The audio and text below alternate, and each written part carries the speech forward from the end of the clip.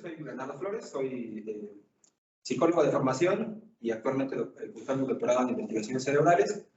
Y les preparé una pequeña charla respecto o relacionada justamente con mi proyecto de investigación doctoral, que lleva por título Conducta Social y Cerebro en un modelo de autismo en pesebras sometidos a ambientes enriquecidos. Quiero aprovechar esta diapositiva para brevemente mencionar un poco algunas características especiales de la especie. En nuestro laboratorio trabajamos con la especie de pesebra, que es un teleósteo con amplias similitudes tanto genéticas, conductuales y biológicas con nosotros y con otras especies, y que además presenta algunas ventajas para nuestro campo, que es las neurociencias. Por ejemplo, que tiene un dimorfismo sexual evidente, que es de reproducción externa y aparte es translúcido, transparente en las primeras etapas del desarrollo, por lo cual podemos aprovechar estas ventajas para aplicar algunas técnicas de visualización del desarrollo y conductuales que quizá en otras especies costaría un poco más de trabajo. En la siguiente, por favor. Ya entrando tal cual en el tema conductual de esta especie, Calmejo y colaboradores en 2014 realizaron un catálogo conductual en el cual describen dos grandes rubros en los cuales podemos estudiar el comportamiento social de esta especie. Primero, los aspectos cognitivos sociales, que comprenden la atención social, el reconocimiento social y el aprendizaje social. Creo que de esos no hay muchísimas preguntas al respecto.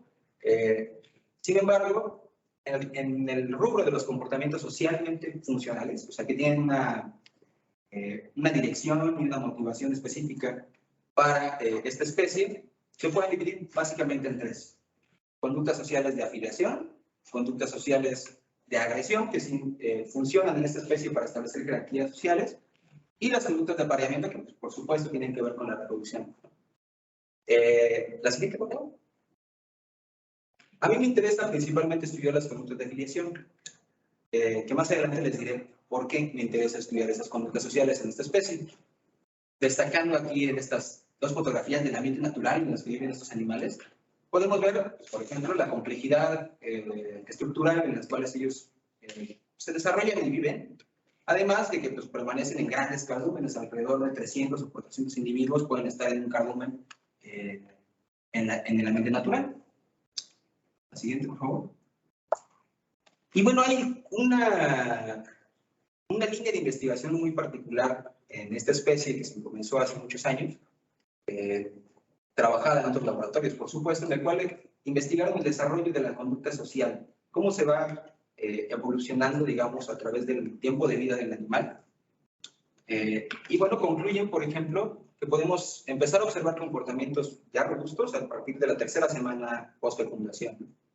En la imagen de su izquierda pueden ver una imagen representativa de cómo se utilizan diferentes arenas experimentales para evaluar la conducta social desde etapas muy tempranas. Estas son larvas de pez de cebra que están en un habitáculo con tres divisiones. Una división que contiene animales de estímulo que son de su misma especie y de su mismo tiempo, digamos, en días post-fecundación, y un espacio vacío. Entonces podemos evaluar con un sistema de videograbación de una vista cenital o superior el tiempo que pasan los animales cerca de cada uno de sus habitáculos y establecer un índice de preferencia social o de afiliación en el caso de las larvas. Y podemos ver que en la primera semana de desarrollo pues todavía no tienen un comportamiento social muy robusto, ¿no? Si bien pasan más o menos el mismo tiempo cerca de los estímulos, podemos observar cómo no hay una preferencia tal cual por algunos de los compartimentos. Sin embargo, esto cambia en la tercera semana post-fecundación. Aquí ya podemos observar un comportamiento bastante robusto de los animales, en los cuales el tiempo básicamente total de movimiento y que pasan cerca de los animales de estímulo está orientado justamente a sus conespecíficos. La siguiente, por favor. Por lo cual, ellos generan esta propuesta de desarrollo del comportamiento social, en los cuales podemos estudiar diferentes tipos de comportamiento a partir de la etapa de desarrollo del animal. A partir de los 12 días post-fecundación ya hay una preferencia espacial, o sea, ya prefieren estar más cerca de sus conespecíficos. A los 14 días post-fecundación ya hay una orientación, o sea, ya responden a estímulos visuales, estímulos de vibraciones del agua, referentes a otros animales, específicamente con específicos, ¿no? Lo cual tiene una implicación tanto evolutiva como adaptativa bastante importante y que en nuestro laboratorio utilizamos porque nos interesa estudiar justamente el comportamiento social en una patología de neurodesarrollo muy boga y que requiere mucha investigación de ciencia básica, que es el trastorno del espectro autista. La siguiente, por favor. Antes ya me adelanté un poco, quisiera hablarles sobre cómo evaluamos la conducta social a grandes rasgos. La siguiente, por favor. Tenemos aquí tres pruebas conductuales. La prueba en etapas tempranas de desarrollo, en etapas larvarias, en el cual ya les había mencionado un poco cómo consiste esta prueba. Sin embargo, también podemos evaluarlos en etapas ya adultas o en etapas juveniles.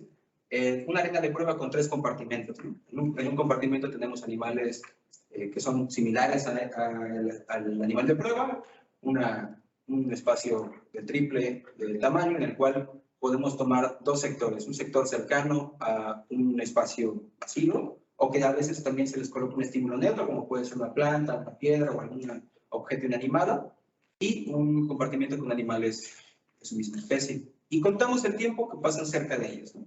Podemos también evaluarlo de otra forma que se llama de showing o de afiliación en los peces, en el cual desde una vista cenital o superior también podemos evaluar la medición de la distancia entre cada uno de los individuos, dividirla entre el número de individuos y obtenemos un índice de afiliación social o de showing, ¿no? Que sería como en español sería carbono.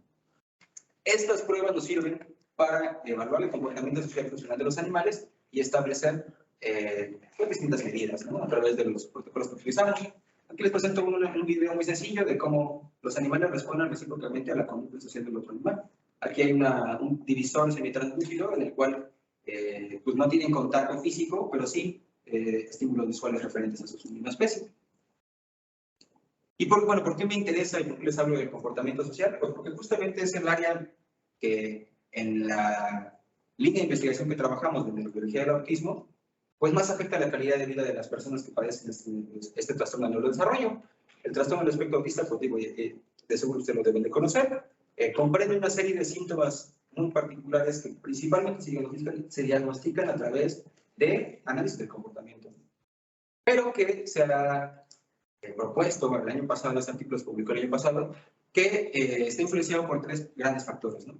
Factores ambientales, que podrían ser, por ejemplo, la nutrición materna o la edad de la madre, además que, pues, someterse, por ejemplo, a exposición a ciertas drogas o ciertas toxinas, también se ha visto que altera el desarrollo del producto durante etapas de gestación tempranas, ¿no? También hay factores epigenéticos, y ya es cuando la persona pues digo, ya nació, ¿no? Y son susceptibles a cambios también ambientales que pueden afectar la expresión de ciertos genes y que se ha visto que también está muy relacionado con este trastorno, ¿no? Además de factores genéticos hereditarios, ¿no? También tienen un amplio componente hereditario de este trastorno. La siguiente, por favor. Ahora, como no podemos estudiar pues, cuestiones neurobiológicas de la misma manera en la que estudiamos en los humanos por cuestiones bioéticas, utilizamos un modelo animal, ¿no? El modelo de nuestro interés es el modelo de cebra, porque es un animal súper sociable, con un amplio homología genética con nosotros, entre otras múltiples características, ¿no? Y este modelo puede ser generado a través de un insulto, como se utiliza este término en neurociencias, con un fármaco. Este fármaco es el ácido valproico, que es un antiepiléptico de amplio espectro, de amplio uso, y que hace como 40 o 50 años se vio que las mujeres embarazadas que tomaban este fármaco tenían una alta probabilidad de que sus hijos tuvieran algún trastorno del desarrollo, ¿no? Entonces utilizamos este fármaco inverso, lo utilizamos en los animales para provocar características autistas. Y este insulto con el fármaco se puede dividir en tres grandes rubros, ¿no? O sea, dividido en tres grandes rubros. Voy a profundizar un poco más a nivel conductual y a nivel neuroanatómico y genético, los cuales sí tienen una homología bastante considerable con lo observado en humanos, ¿no? A nivel conductual hay alteraciones en el comportamiento social, hay una reducción y un déficit en estos comportamientos, hay aumento en las conductas de ansiedad, que es una comorbilidad muy presente en las personas con TEA, y hiperactividad en etapas tempranas, ¿no? E incluso hay otro tipo de conductas también muy similares a las que se observan en humanos, y por lo cual podemos establecer que el fármaco está actuando de manera similar a la que lo observamos en los humanos. Pero, entonces, ¿qué podemos hacer o qué hacemos en nuestro laboratorio para buscar reducir las alteraciones a nivel conductual en este modelo? Bueno, hay un tratamiento que es homólogo a la estimulación sensorial temprana o a la estimulación temprana en humanos, que es el efecto del, bueno, el ambiente enriquecido, el concepto de ambiente enriquecido, que consiste en un concepto integral en el cual todos los agregados a los espacios de habituación o de cautiverio de los animales promueven comportamientos más complejos, ¿no? Hay las siguientes, por ejemplo, se puede dividir en 5 grandes rubros, ¿no? El enriquecimiento físico, social, ocupacional, nutricional y sensorial, ¿no? Aquí les presento una imagen más o menos de cómo mantenemos a nuestros animales en nuestro laboratorio. Tienen aditamentos que se cambian una vez a la semana para evitar habituación y que promueven, pues, un abanico mucho más amplio de comportamientos en los animales. Y que se ha visto que tienen efectos en este modelo de pez cebra, en este modelo acuático de enriquecimiento ambiental, muy interesantes, ¿no? Hay un aumento en la interacción social, por ejemplo, hay una proliferación celular del encéfalo, una área social. Entonces, ¿están drogando a los peces para simular como si tuvieran características autistas? Sí, hay una ventana de desarrollo, hay una ventana de vulnerabilidad, le llamamos, ¿no? De oportunidad, en la cual todavía el sistema nervioso central no se termina de desarrollar, está todavía en etapas tempranas, y que es susceptible a que fármacos alteren la expresión genética de estas estructuras en desarrollo, ¿no? Entonces utilizamos esto para modelar autismo, digamos. Y bueno, también volviendo a los efectos del ambiente enriquecido, se ha visto que reduce, por ejemplo, las conductas de ansiedad y los niveles de cortisol medidos en el agua, que también es un indicador muy importante de alteraciones conductuales, ¿no? Aquí hay una fotografía de cómo mantenemos a las larvas en nuestros laboratorios, una vista cenital. Vemos el habitáculo con pues, aditamentos complejos, piedras de colores, juguetes para que interactúen y además son peceras translúcidas que permiten que nos vean a nosotros y que vean otros cardúmenes de peces, lo cual también es estimulación social. Siguiente, por favor. En nuestro laboratorio se ha visto, por ejemplo, que la administración de ácido valproico a los peces cebra pues reduce los comportamientos sociales, ¿no? Y que el tratamiento con ambiente enriquecido mejora el comportamiento social en estos modelos, ¿no? Reduce las alteraciones conductuales. Sin embargo, sí. Hola. Hola. ¿Me podrías decir cómo es que miden esta interacción social y cuál es la definición de interacción social? Sí, en los peces, como lo mencionaba un poquito anteriormente, es el tiempo que pasa cerca de específicos, qué tanto responden a estímulos sociales, ¿no? También hay reciprocidad en el movimiento de nado de los peces cuando interactúan entre ellos. Además que, digo, se pueden tomar otras medidas como la de Shawley, ¿no? Los peces tienden a estar en cardúmenes muy juntos.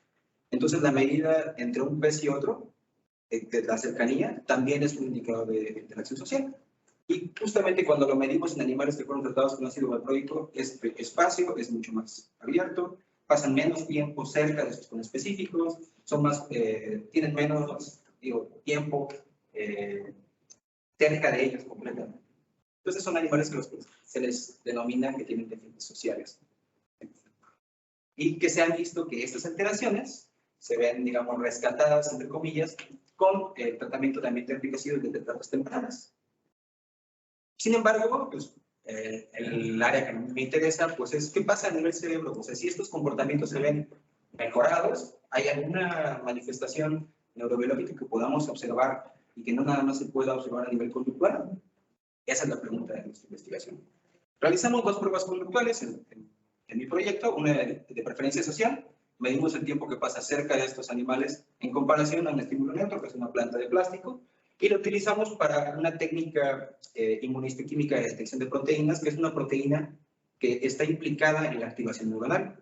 Entonces, nosotros realizamos la estimulación conductual y 90 minutos después de esta estimulación conductual realizamos la eutanasia del animal para detener la expresión de la proteína o podemos, digamos, fotografiar lo que pasa biológicamente en el cerebro de este animal y evaluamos la expresión de esta proteína. También, de manera complementaria, realizamos la evaluación conductual de Shawley o de afiliación de cardumen para también tener una medida y corroborar que nuestros animales tengan déficit social y se vean rescatados por la ambiente enriquecido.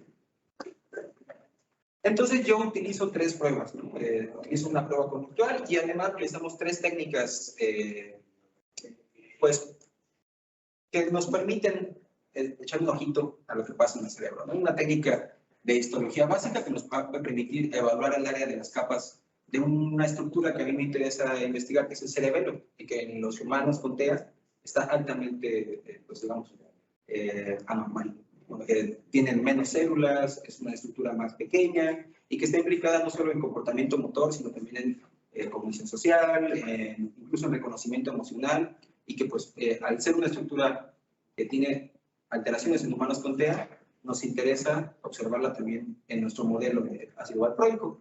Entonces, esta técnica nos va a permitir evaluar el grosor o el volumen, mejor dicho, de las capas cerebelares, que en el pez nada más son 3 lóbulos, a diferencia de otras especies, que son 10 lóbulos, por ejemplo, el de rata o el humano.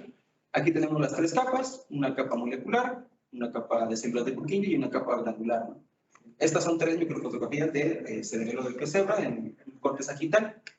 La otra técnica que yo utilizo es, como les mencionaba, la evaluación de la expresión de CFOs en respuesta a una estimulación conductual y que nos va a permitir ver qué neuronas estaban activas durante este comportamiento que nosotros estábamos observando. Y compararlo, obviamente, contra un grupo control que no tiene tanto la estimulación social como el tratamiento con ácido valproico y el ambiente enriquecido. Esta nos va a permitir evaluar, digo, como les decía, las expectativas durante esta conducta. Además, utilizamos una proteína que está relacionada con la neurogénesis y que nos va a permitir evaluar no solo el número de neuronas, sino también el número de neuronas que estén en una etapa temprana de diferenciación y de diferenciación. De nuevo, aquí la idea es poder establecer correlatos entre lo que observamos en los humanos, lo que observamos en los animales, y ver qué tanto está teniendo un impacto en el ambiente enriquecido a nivel cerebral y no solo a nivel conductual. La siguiente, por favor. Y bueno, aquí les presento, digo, de manera muy esquemática, una vista superior de la pecera de prueba, de un dibujo de la pecera de prueba, y un trazo del nado de un animal de prueba, ¿no?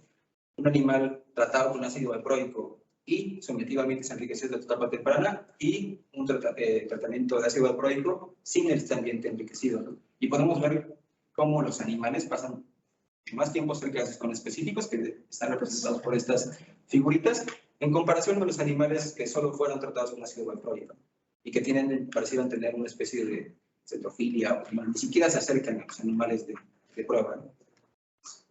Por lo cual, me gustaría nada más, concluyendo, que el pez cebra es un modelo que es pertinente para estudiar el comportamiento social debido a que son animales muy sociables y que podemos establecer análisis conductual a distintas formas, ¿no? De hecho, ya no les presenté la diapositiva, pero hay básicamente todas las pruebas que podemos hacer con ratas, podemos hacerlas con peces cebra, ¿no? Con algunas modificaciones, por supuesto.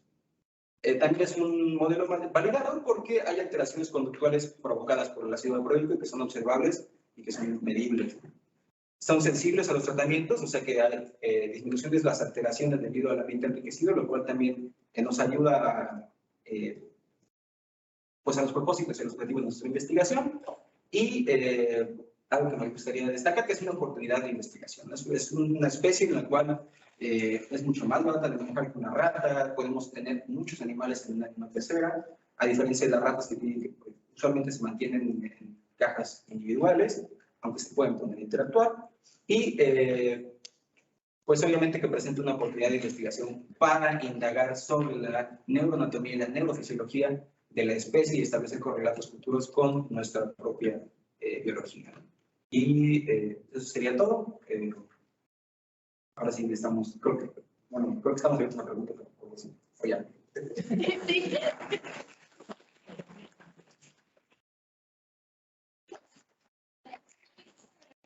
Al finalizar cada conferencia se van a dar 5 minutos de sesión de preguntas. Esto con el fin de también, pues ahora sí, no interrumpir exactamente las exposiciones, que los conferencistas sigan y que sea el programa un poco. Estamos acostumbrados. Entonces, si alguien tiene alguna pregunta o alguna duda. El ambiente enriquecido tiene obviamente efectos positivos, ¿no? Bueno, estaba pensando en esta metáfora Europea y la situación está, se me hizo muy similar a los efectos, por ejemplo, los de los humanos con el cristal, que les provoca un aislamiento social posterior al consumo y todo eso, ¿no? Más allá de una metáfora, por ejemplo, de un trastorno conductual como tal, ¿no?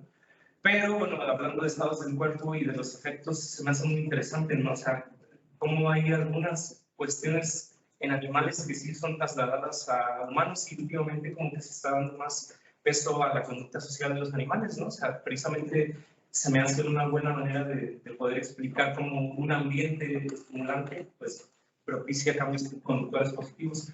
Las dudas que yo tengo es, bueno, este análisis que están haciendo en el ambiente enriquecido, ¿qué efectos también tiene sobre los otros animales? Porque tiene efectos obviamente positivos sobre el individuo que está en un estado alterado, pero cómo serían o cómo son las manifestaciones conductuales también en los otros individuos. Porque bueno, eso. Sí, claro, de hecho es positiva, ¿no? Ahora es una de las recomendaciones actualmente para animales en cautiverio, que tengan ambientes no estériles, ¿no? Que no solo sea una caja con sardina, ¿no? Que tengan objetos para interactuar, que tengan acceso a socializar con otras especies, ¿no? Y que se ve en algo que se puede observar conductualmente, ¿no? Son animales que juegan más, ¿no? Que son más sociables y que incluso tienen mejoras cognitivas, ¿no? En el aprendizaje, en la resolución de laberintos, en la utilización de herramientas, ¿no? En otras especies se ha visto esto. Y específicamente del pez cebra, de hecho, todos estos datos que les presentaba de los efectos del ambiente enriquecido eran animales neurotípicos, o sea, eran animales sin ningún tipo de tratamiento. Cuando se hacen tratamientos como el ácido valproico, eso sí se han hecho, por ejemplo, en nuestro laboratorio, ¿no? De ver el efecto del ambiente enriquecido a nivel conductual en animales tratados con ácido valproico, y que sí mejora. De hecho, no muestro el resto de datos que presenta esta investigación, pero no solo se midió comportamiento social, se midió agresión, se midió también ansiedad, se midió comportamiento sexual, ¿no? Y ver qué provoca el ambiente enriquecido. Ya se ha visto incluso que pues, es el principal tratamiento usualmente para niños con TEA, sí. La estimulación sensorial y la estimulación temprana, ¿no? Entonces, por eso estamos tratando de llevarlo al laboratorio, ¿no? A las personas con TEA no puede abrirles el cerebro y ver qué está pasando, ¿no? Entonces, a los peces, pues sí, nos permiten. Tengo la duda, perdona, es que, bueno, igual esta cuestión a mí me hace hacer como la división entre comportamiento neurobiológico y comportamiento social, ¿no? Es muy interesante el desglose también sobre el funcionamiento de ciertos elementos del cerebro y, bueno, esta parte de la estimulación social precisamente, o sea, ecológica y social. ¿De qué manera podría ser complementada con la perspectiva neurobiológica? Porque ahora, bueno, decimos que está esta razón neurológica que provoca estos problemas conductuales, tal vez, pero la estimulación que estás haciendo es de otro tipo. Entonces, ahí, digamos que la justificación de la neurobiología al final, fuera de la estimulación social, ¿cuál sería? O sea, ¿de qué manera podrías decir? Yo voy a utilizar este tipo de medicamentos a la par de la estimulación social para que este pez, por ejemplo, deje su estado depresivo. Sí, es muy interesante porque, de hecho, ya se hace, ¿no? Se dan tratamientos farmacológicos. Lo que estamos proponiendo es una alternativa farmacológica. Y si no nos enfocamos en lo conductual, yo diría que son procesos justamente de neuroplasticidad los que estarían teniendo un impacto positivo o un impacto quizá en aminorar las alteraciones conductuales, ¿no? Y que eso sea el reflejo. Todavía no tenemos esos datos, justamente estamos trabajando en obtenerlos, ¿no? En evaluar qué pasa con estas estructuras que parecen sumamente alteradas en individuos con autismo, que están alteradas también en los modelos animales, y qué hace el ambiente enriquecido para tener estas mejoras, ¿no? A nivel conductual, pues podemos especular, por ejemplo, que es justamente por la amplitud del ambiente conductual que ellos pueden desplegar. Si no tienes con quién interactuar, es mucho más difícil que despliegues ese comportamiento, ¿no? En animales aislados, por ejemplo, tienden a ser mucho más agresivos, a no tener jerarquías establecidas, ¿no? Lo cual es un indicador de comportamiento social, digamos, oral o adecuado o típico. ¿Y qué es lo que pasa a nivel cerebral? Pues es justamente lo que se indaga, ¿no? Hay muchos trabajos que han buscado establecer medidas, medir justamente las mejoras a nivel cognitivo y a nivel conductual, ¿no? Y últimamente se ha tratado de indagar un poco más, ¿no? A nivel neurobiológico. ¿Qué pasa? O sea, hacer unas conexiones, las neuronas o vaya, otras hipótesis podrían estarse dando. Sí, porque ahorita, por ejemplo, bueno, he estado leyendo sobre educación educativa y muchos de los problemas del lenguaje precisamente son cuestiones que son estimuladas de manera ambiental, ¿no? Entonces, bueno, también me parece que es muy importante que cada vez esté tomando más importancia este aspecto conductual más allá del neurobiológico, ¿no? O sea, no implicando que eso es menos o más importante, sino que, por ejemplo, este ejemplo con los animales que son socialmente pertinentes de comparar con el comportamiento humano, o sea, me parece maravilloso y yo creo que más es importante estimular con ambientes enriquecidos en humanos que otra cuestión. Gracias. No, gracias. Hay otra pregunta del doctor. Sí, a mí me llamaba mucho la atención el uso del ácido valproico, que bueno, originalmente es un anticonvulsivante, pero por el tipo de fármaco que es un inhibidor de la enzima que destruye GABA, es decir, el efecto final es que aumenta GABA. Y tenemos muchos fármacos en ese sentido, ¿no? E incluso ciertas sustancias como el alcohol, que también es un GABAérgico. No sé qué tan interesados o qué tanto se haya hecho la ampliación a otros fármacos GABAérgicos con otros mecanismos para determinar si particularmente el mecanismo de acción del ácido valproico tiene algo específico o todos los GABAérgicos, es decir, toda la inhibición neuronal, la estabilización de membrana, tiene este tipo de efectos. No sé qué tanto. Específicamente en el ácido valproico se sabe que a pesar de incluir en la dieta de la transmisora, también es un inhibidor de la estimulación. A grandes rasgos es una proteína que empaqueta, digamos así, empaqueta los genes para regular su expresión y obviamente regular la expresión proteica, ¿no? Y al inhibir justamente el efector se piensa que permite que haya sitios justamente que no deberían estarse dando en ese momento, ¿no? Porque curiosamente, ¿no? Si aplicamos el ácido valproico en este periodo de desarrollo, que en el test es de las células de 48 horas, todavía no está bien formado el sistema, ¿no? Entonces, hay el tubo neural, que es una estructura que pues es muy importante para el sistema nervioso central. Antes de que se cierre, todavía uno puede aplicar el ácido valproico y provocar déficits sociales, ¿no? Posteriormente ya, o sea, se ha visto que si se aplica, por ejemplo, postnatalmente en el caso del PCO, no tiene ese mismo efecto, pero cuando mencionas esto del alcohol o de otros fármacos pues, compuestos que pueden tener un insulto al sistema nervioso central, se ha visto modelos similares al ácido valproico con isoprostol, con alcohol, con nicotina. Todos ellos en etapas todavía de previos a hacer una expresión nuclear.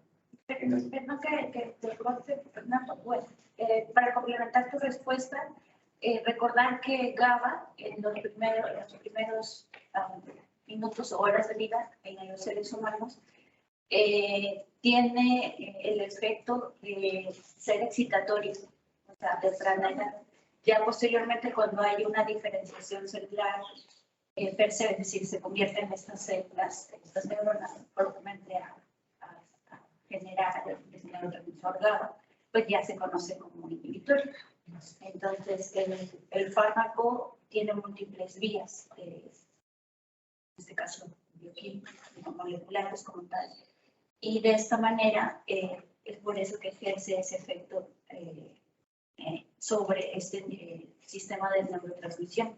Hay una tesis del doctor Antonio, ¿verdad?, que hace poco, de hecho, pues, ya se tituló, y justamente exploró, pero en un modelo murino, en ratas, por una administración de ácido valproico postnatal, si no mal recuerdo, en donde era una inyección intraperitoneal y de tal manera estudió el sistema GABAérgico. Y lo que demostró era, con diversas técnicas, entre una de ellas llamada Western blot, que este sistema pues está íntimamente ligado y también que las ratas que fueron expuestas al ambiente enriquecido repitieron ciertos patrones de comportamiento tipo autistas. Así es. Bueno, si no hay más preguntas, es un aplauso para todos.